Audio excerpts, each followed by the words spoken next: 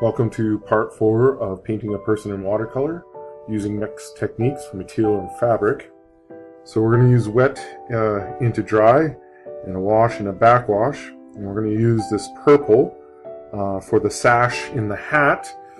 Remember, always use more water than paint.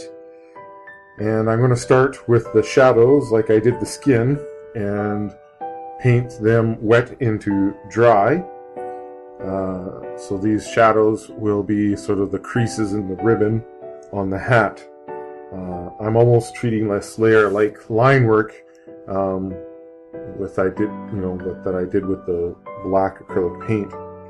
I'm going to add shadows sort of to one side of the hat, that left side, with the ribbon, and this is still just going to be sort of wet into dry, allowing for some highlights. I'll flip my paper and continue to define the space of the ribbon and that shine in the ribbon with the purple here.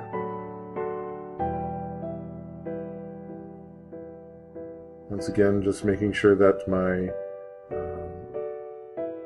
wet into dry is going to be kind of even by making sure that it paints through the whole area of color.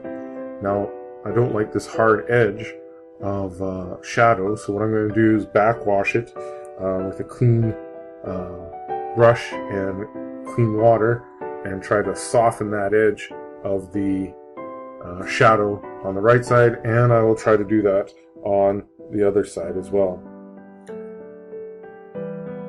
I'll let that dry, and then I'll use a wash right over top of the whole thing of the purple to unify the ribbon color. When I'm doing a wash, I find that if I want to create a good wash, I'll keep my brush loaded with paint and water and pull the line of water down with the brush. With the wash down, I can further add value by making a wash of black for the shadows in the ribbon. Because it is a wash, the purple will still be visible through the black wash. I'll flip my paper around and I'll do that same kind of shadow work on this side of the ribbon and the hat. Also try to make sure that there isn't any areas that are not having that wash in it that I want. And then I'll let that dry, and I'm ready for the background. So that'll be the next video.